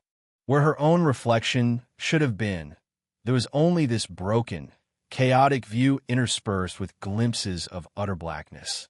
It was profoundly disorienting, deeply wrong. A sudden drop in temperature snapped her attention back to her immediate surroundings. The brief wave of heat had dissipated rapidly, replaced once again by the unnatural chill. But it felt different now, damper, heavier, clinging to her skin like grave dirt. A fine mist began to coalesce in the air, particularly thick around the cracked mirror, swirling slowly in unseen currents. The metallic, coppery smell intensified again, becoming almost overpowering. Was something leaking? Not a physical substance, but energy? Malice? The very essence of the other side, seeping through the damaged barrier? She needed the journal. Now, understanding what she had done, what might happen next was critical. Stumbling slightly on trembling legs, she retrieved the marker from the floor, recapped it automatically, her movements jerky and uncoordinated. She then fumbled in her pocket for the small leather-bound book. Her fingers were stiff with cold, clumsy as she flipped through the brittle pages, searching for any mention of damaging the mirror, of partial wards, of the entity being wounded. The script swam before her eyes in the dim light filtering from the hall. She moved closer to the doorway, needing the steadier illumination. Attempted the binding of Solomon from the clavicula, recoiled violently. Mirror surface grew intensely cold, almost cracked, fearful of shattering the vessel. Containment, not destruction, must be the goal. To break the glass, unthinkable. Release or annihilation, unknown, too great a risk. Eleanor's blood ran cold. Unthinkable. Release or annihilation. Clarice had feared breaking it. And Eleanor hadn't just cracked it. She had driven a symbol of aversion into its very core, provoking that horrific shriek, that violent reaction. She hadn't destroyed it, not completely, but she had undoubtedly damaged the vessel. What she unleashed? She scanned further, her eyes catching on a later entry, the handwriting tighter, more controlled, but underlined with a palpable sense of dread.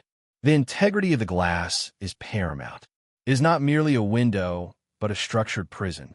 Flaws. Cracks that might not allow full passage, but could permit leakage. Unpredictable manifestations. A weakening of the focused consciousness, perhaps, but a diffusion of its raw essence. Poltergeist activity increased after the cold incident. More difficult to contain. Less predictable. Less rational. Must reinforce the seals. Less predictable. Less rational. That was the consequence. She hadn't necessarily made it weaker overall, just different. More chaotic. The thought was terrifying. Before, it had seemed calculating, focused on the swap, on wearing her down psychologically. Now, with its prison damaged, its focus perhaps fractured like the glass itself. What was it capable of? The silence from the mirror suddenly felt less like quiescent waiting and more like the prelude to a different kind of storm. As if summoned by her fears, a low groan echoed through the room, seeming to come from the very walls around her. It wasn't the hum this time, but a deeper, more structural sound, like ancient timbers under immense strain. Dust sifted down from the ceiling cornices. A picture frame on the wall opposite the mirror tilted abruptly, hanging askew. The remnants of the shattered perfume bottle on the floor vibrated, rattling against the hardwood. The diffuse, raw essence Clarice feared was bleeding out, affecting the physical structure of the house itself. Eleanor backed away slowly, retreating towards the hallway, her eyes never leaving the cracked, silent mirror. The swirling mist seemed thicker now, obscuring the details of the room, making the furniture look like indistinct, hulking shapes veiled in gray. The cold was biting, painful. She could feel the entity's raw, untethered energy saturating the space, a wild, chaotic force no longer filtered through the unsettling mimicry of her own reflection. This was worse. This was chaos unleashed. The symbol of aversion, incomplete as it was, had wounded it, yes, but it had also broken the cage in a way that might prove far more dangerous than before. The cracks weren't just in the glass anymore. They were spreading into her reality. Chapter 4. The Imposter's Gambit. The house groaned again, a low, protracted sound like a dying beast settling into its final agony. Plaster dust rained down more thickly now, powdering Eleanor's hair and shoulders. A loose floorboard near the wardrobe popped upwards with a sharp crack, splintering along its edge. The very air felt unstable, charged with a frantic, unpredictable energy that prickled Eleanor's skin and made her teeth ache. The raw essence Clarice had written about wasn't just leaking. It was flooding the room, warping the physical environment, turning the familiar space into something hostile and alien. The swirling gray mist coalesced, then abruptly dissipated, only to gather again in roiling clouds near the ceiling corners, like storm clouds brewing indoors. The temperature plunged further, the cold so intense it felt like tiny needles stabbing at her exposed skin. Her breath hitched in painful, burning gasps. This chaotic energy felt fundamentally different from the focused, calculating malice she'd encountered before, that had been terrifying in its intelligence, its patient strategy. This was raw, untamed power, lashing out blindly, shaking the foundations of the house, driven perhaps by pain or rage from her attack with the symbol.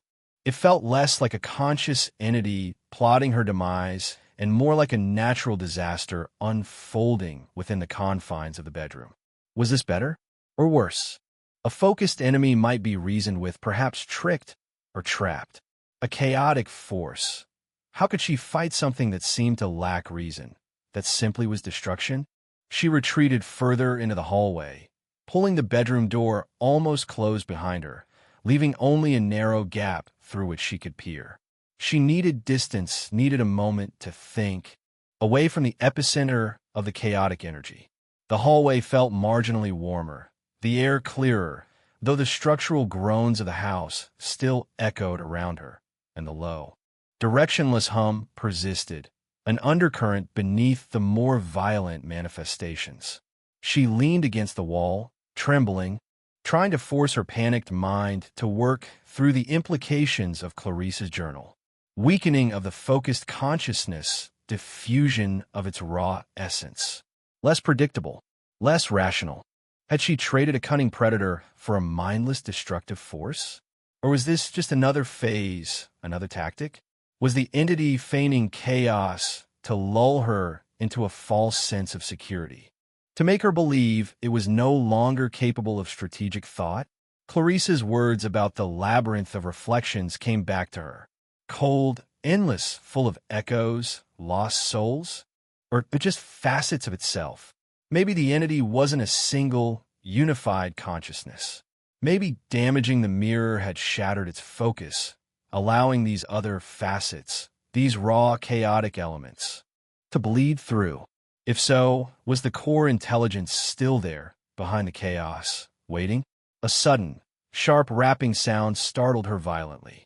It came from downstairs. Rap, rap, rap. Loud, insistent. On the heavy oak front door. Who would be calling at this hour, with the house practically shaking itself apart? Had a neighbor heard the commotion, the unearthly shriek? Or is this something else? Another manifestation? The rapping came again, harder this time. Rap, rap, rap. Followed by a voice, muffled but clear enough to understand. Ellie? Ellie, you in there? It's Maya. Open up. Maya? Here? How? Eleanor hadn't called her back, hadn't mentioned the escalating horror. Had Maya, somehow, sensed her distress? Driven all the way from Boston out of sheer worry? Relief warred with a sudden, sharp spike of fear. What if it wasn't Maya? What if it was a trick? The entity, mimicking her friend's voice, tried to lure her downstairs, away from the damaged mirror, into another trap? It lies. It is the lie. The image is the trap. Clarice's warning about the entity using familiar images, familiar voices, screamed in her mind. Ellie, come on, I know you're in there. I was worried sick. Your phone's going straight to voicemail. The voice sounded exactly like Maya, impatient, concerned, slightly exasperated.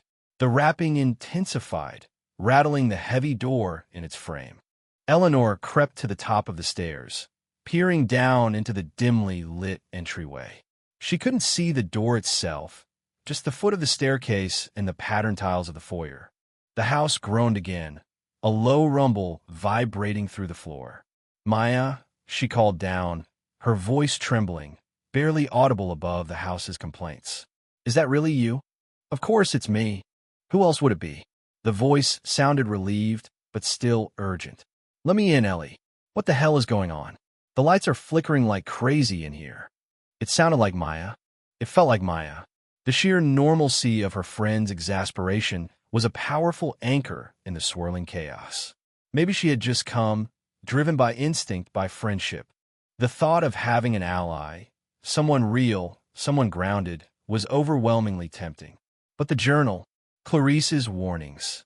How did you know something was wrong? Eleanor called down, stalling, listening intently for any falseness in the tone, any subtle wrongness. Call it a hunch. The voice snapped back, Maya's impatience clearly growing. You sounded terrified this morning. Then radio silence. I tried calling all afternoon. Just let me in, okay? We need to talk. Eleanor hesitated for another agonizing moment. The house shuddered around her. Upstairs, from behind the partially closed bedroom door, came a sudden, sharp crack like a whip, followed by the tinkling sound of more glass breaking. The chaotic energy was still active, still destructive. Could Maya even be safe in here? But leaving her outside felt equally wrong.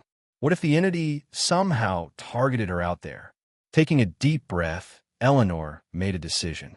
She descended the stairs quickly, her footsteps echoing in the strained silence between the house's groans. She reached the bottom and hurried to the front door, her hand trembling as she reached for the deadbolt. She slid it back, the heavy thunk sounding unnaturally loud. She turned the knob and pulled the door open. Maya stood on the porch, silhouetted against the deepening twilight. Her familiar figure, bundled in a dark coat, her dark hair slightly messy from the drive, her face etched with worry. It was undeniably her. Relief washed over Eleanor in a dizzying wave. Maya! Oh my God! But as Maya stepped forward, moving from the shadowy porch into the dim light of the foyer, Eleanor saw her eyes. They weren't filled with Maya's usual warmth or concern. They were cold, still, reflecting the dim light with an unnerving flatness. And as Maya's lips curved into a smile, it wasn't Maya's familiar, reassuring grin. It was a smirk, faint, knowing, predatory. The same smirk Eleanor had seen on her own reflection in the cheval glass. Eleanor recoiled, stumbling backward, a strangled cry caught in her throat. No, took you long enough, Ellie, The thing wearing Maya's face said, its voice subtly different now, smoother, colder, lacking Maya's usual cadence.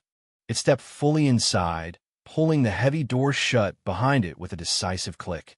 It surveyed the foyer, the flickering lights, the dust motes dancing in the air, its smirk widening slightly. Quite the mess you've made. Damaging the primary conduit? Very disruptive.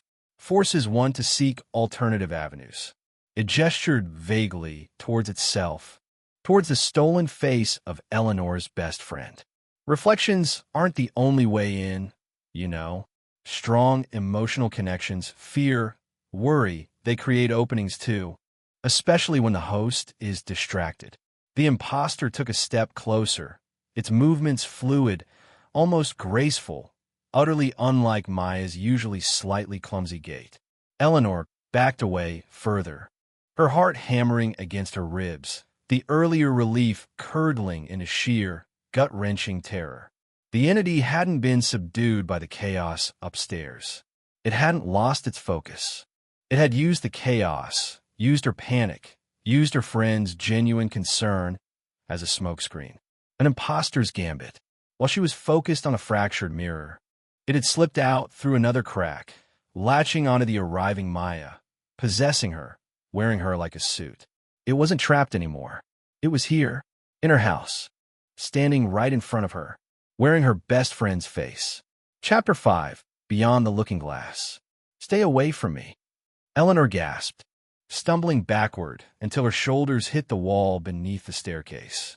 Her eyes darted frantically between the imposter wearing Maya's face and the shadowed hallway leading back towards the study, towards the relative safety of a closed door. But the entity blocked her path, standing casually in the center of the foyer, radiating an aura of calm. Triumphant control that was far more terrifying than the chaotic energy still rumbling upstairs. The house groaned again, a deep, resonant tremor, but the imposter didn't even flinch, its cold eyes fixed solely on Eleanor. "Why would I do that?" it asked, tilting its head in a parody of innocent curiosity, the movement utterly wrong on Maya's features. "We have so much to discuss, so much to resolve. You've been quite troublesome, Eleanor. Stubborn. Like Clarice." A flicker of something unpleasant crossed its face at the mention of the name. She held on for far too long, resisted the inevitable. "But you were supposed to be easier, more pliable. Your connection is stronger, after all. Fresher. Connection?" Eleanor whispered, her throat dry. "What connection?"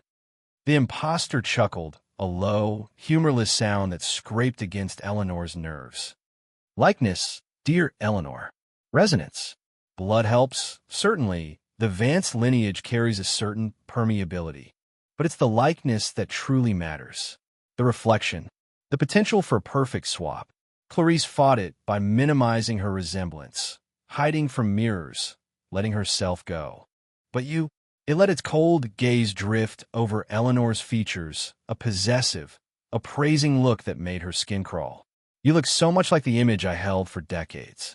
The perfect vessel." So that was it. The entity wasn't just tied to the mirror.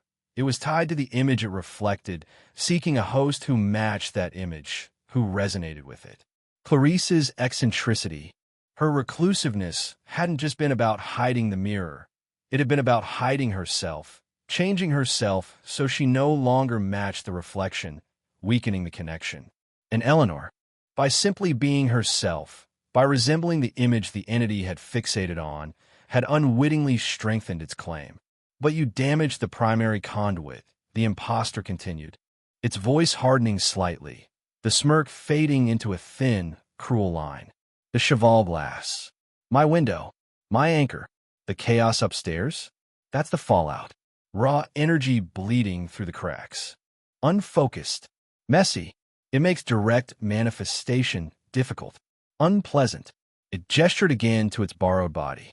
"This, however, this is much more efficient. A temporary vessel, perhaps, until the primary is repaired or a more permanent solution is found." Its eyes lingered on Eleanor again, the implication chillingly clear. Maya was temporary. Eleanor was the target. What did you do to her? Eleanor choked out, picturing the real Maya, worried, sick, driving through the night, walking into this nightmare. Where is she? The imposter smiled faintly. Oh, she's still in here, somewhere deep inside, feeling very confused, very frightened. It tapped its temple lightly. Her fear made such a convenient doorway. Don't worry, I'm taking good care of her. The casual cruelty of the statement was staggering. Eleanor felt a surge of desperate rage cut through her fear. This thing wasn't just attacking her, it had stolen her friend. Get out of her! She screamed, pushing away from the wall, though she knew she had no physical way to fight it. The imposter merely raised an eyebrow, unmoved. Temper, that won't help you. Or her. Now, we have a choice to make, Eleanor. This house, it's unstable. The energies you've unleashed by damaging the mirror are tearing it apart. It won't last much longer. As if on cue, a long crack zippered down the plaster wall beside the staircase, accompanied by a shower of dust and the sound of splintering wood from somewhere deep within the house. We can stay here and be buried in the rubble together, the imposter continued smoothly. Or we can leave. Find somewhere new, somewhere quieter. Leave. Eleanor repeated numbly. What are you talking about? The connection isn't solely tied to the cheval glass anymore. Not since you intervened. The imposter gestured towards the cracked mirror upstairs. You weakened the prison, but you also strengthened my connection to you. The resident host. Wherever you go, Eleanor, a fragment of me can follow. A reflection in a puddle. A glimpse in a shop window. I can always find my way back to you. Unless... It paused, letting the silence stretch, its cold eyes boring into hers. Unless we agree to a transfer. Willingly. A transfer, Eleanor whispered, dread coiling in her stomach. A swap, just like I always intended. Your consciousness for mine. You take my place in the labyrinth of reflections. It's not so bad. Really just quiet, endless. And I take your place here. It spread Maya's hands wide, indicating the crumbling house, the world beyond. I take this body, it clarified, its gaze flicking briefly over Maya's form, and then eventually yours. A willing transfer stabilizes the energies. It seals the cracks. It saves the house. It even saves your friend. It leaned forward slightly, its voice dropping to a conspiratorial whisper. Refuse, and the house collapses. The chaotic energies consume everything. You, me, her. It tapped its chest again, indicating the trapped Maya. A willing sacrifice, Eleanor. To save your friend. To save yourself from the chaos you unleashed. It was a horrifying choice. Sacrifice herself to the endless void of the mirror world to save Maya and potentially stabilize the destructive forces? Or refuse, condemning them all to be consumed by the chaotic energies tearing the house apart? Was the imposter even telling the truth? Or was this just another manipulation, another lie? It lies. It is the lie. Upstairs, a loud crash echoed through the house, followed by the sound of shattering glass and splintering wood. The floor beneath their feet trembled violently. Dust choked the air. The imposter looked upwards, its expression momentarily tightening. Time is running out, Eleanor. Choose. Eleanor's mind raced. Clarice's journal. The symbol of aversion. It had wounded the entity, damaged the mirror, but it hadn't destroyed the connection. Weakening of the focused consciousness, diffusion of its raw essence. Maybe the chaos wasn't just a side effect. Maybe it was also weakening the entity's hold, its ability to maintain control, even over Maya's body. Could she use that? Could she somehow fight back, not just for herself, but for Maya? She looked at the imposter, at Maya's stolen face, the cold eyes, the cruel smirk. Surrender wasn't an option. Fighting seemed impossible, but maybe she could use its own logic against it. The likeness, the resonance, the reflection. All right, Eleanor said, her voice surprisingly steady, though her heart hammered against her ribs. You want to transfer? A willing swap. The imposter's eyes narrowed suspiciously. You agree? Yes, Eleanor said, taking a small step forward, away from the wall. But not here. Not like this. She gestured around the crumbling foyer. You said yourself, the energies are unstable. How can we ensure a clean transfer? You need the right focus, the right conduit. The cheval glass is damaged, the imposter stated flatly. Yes, Eleanor agreed, but it's still the primary conduit, the strongest link. Even cracked, it's where your essence is most concentrated, isn't it? Where the connection to me is most potent. She forced herself to meet its cold gaze.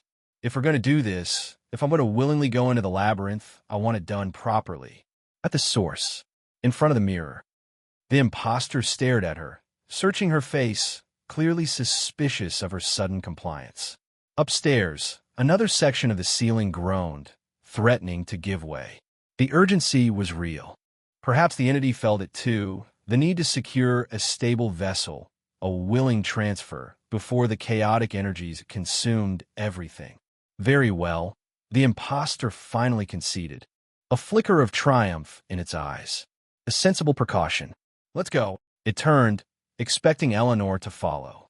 But as its back was momentarily turned, Eleanor lunged, not towards the stairs, but towards the heavy coat rack near the door, the one made of solid, dark iron, a relic from the house's original furnishings. Clarice's words flashed in her mind. Iron seems to cause discomfort. Disruption. Cannot touch cold iron directly? Unconfirmed. It was a desperate gamble, based on a shaky entry in a dead woman's journal. She seized the coat rack. It was heavier than she expected, and swung it with all her might, aiming not for Maya's head, but for her legs, hoping to knock the imposter off balance. The iron legs of the rack connected with the imposter's shins with a sickening thud. The entity cried out, a high-pitched sound of pain and surprise, utterly unlike Maya's voice, and stumbled, its composure shattering. It reflexively reached out to steady itself, its hand grabbing onto the iron shaft of the coat rack. The moment its skin made contact with the cold iron, it screamed again, a sound of pure agony, smoke rising from its hand as if burned by acid. It recoiled violently, snatching its hand back, revealing reddened, blistered skin on Maya's palm. It stared at the burn, then at the iron rack, then at Eleanor, its eyes blazing with pure, unadulterated fury. It worked. Clarice was right. Cold iron could hurt it. You treacherous little. The imposter snarled, its voice distorting, becoming deeper, harsher, less like Maya. It lunged towards Eleanor, its movements fast and predatory, the pain seemingly fueling its rage. Eleanor didn't wait. Dropping the coat rack, she spun and sprinted up the stairs, taking them two at a time, the sounds of the enraged entity scrambling after her close behind. The house shuddered violently around them, plaster raining down, the banister cracking under the strain. She had to reach the mirror, not for a transfer, but for a final confrontation. She didn't know how, but the mirror, the iron, the symbol, they were the keys. She burst onto the second-floor landing and ran towards the bedroom, the imposter's furious footsteps pounding up the stairs behind her. She had bought herself a few seconds, maybe more. But what waited in the room with the shattered mirror, and could she possibly survive it? The endgame had begun. The house is collapsing. The entity is enraged, wounded, and wearing the face of Eleanor's best friend. The final confrontation is upon them, back in the room where it all began, before the shattered looking glass. Will Eleanor find a way to fight back? Can Maya be saved? Or will they both be consumed by the chaos and the malevolence that bleeds from the other side? What do you think will happen? Let me know your theories, your fears, your desperate hopes in the comments below. This is where our tale, The Ghost in the Mirror, concludes for now. If you felt that chill, if your heart pounded along with Eleanor's, make sure you hit that like button, subscribe to Eli Nightfall for more descents into darkness, and ring that notification bell so you don't miss the next nightmare. Your support allows me to keep conjuring these shadows. Thank you for listening. And remember, be careful what stares back at you from the glass. Until next time, try to sleep well.